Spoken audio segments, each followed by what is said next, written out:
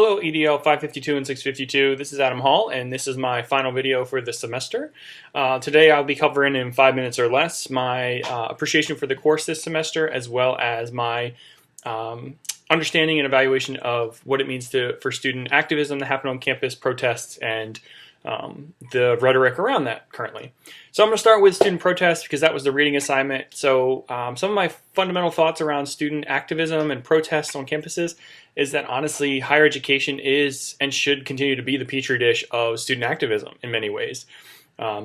Whether it be in groups or individuals, across the history of higher education, folks have argued and challenged social status and social issues from the perch of higher education institutions because there was access to do so.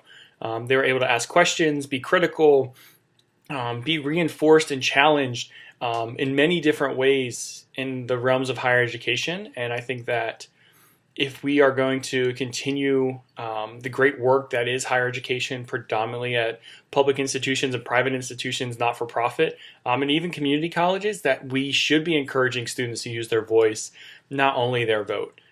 So I think, there's an interesting piece of some of the literature that we covered this week around that students really have to be invested. This is not something you just put on your schedule as brushing your teeth or combing your hair.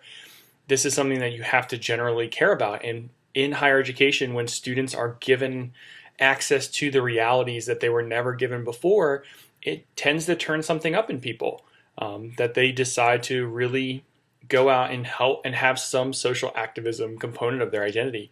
I've had the great pleasure professionally over the last several years to work with students who really wanted to fight sexual and domestic violence on campuses. That was their area of interest, it was their passion, it was their heart space, and they have worked their tails off for the last several years just to start changing a culture of misogyny and bigotry and sexism, and then you can roll in racism and homophobia and ageism all into that because they're all so interconnected.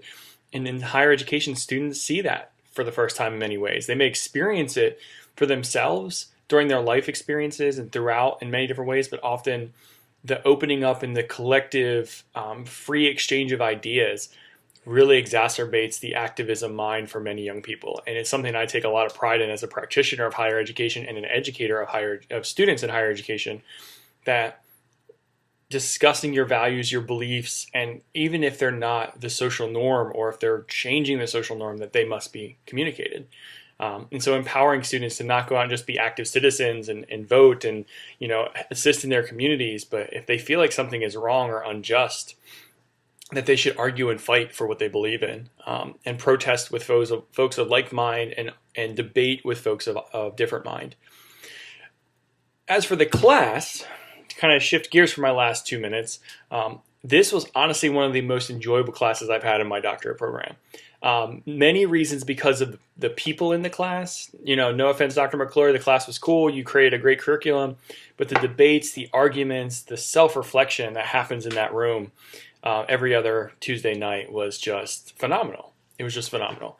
I want to give I actually want to give a shout out in this video to Ebony and Olivia, who sat behind me, and Deirdre as well, because it was being on teams with them constantly for little group works was so enlightening for their personal experiences, their professional experiences, and what they hope to get out of higher ed. It really reinforced the work that I believe higher ed should be doing when it comes to creating access points for people to be successful, and these folks are just blowing it out of the water.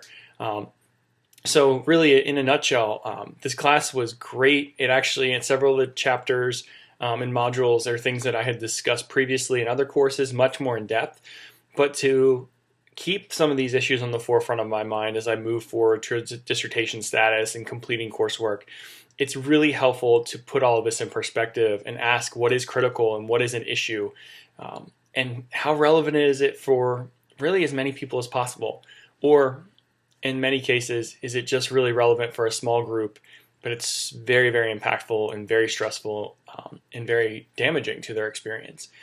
So I want to thank everybody in the class. This was a ton of fun this semester. I take so much pride in being a classmate of yours and a colleague, and I wish the best of luck to all of you as you finish your coursework, find your positions.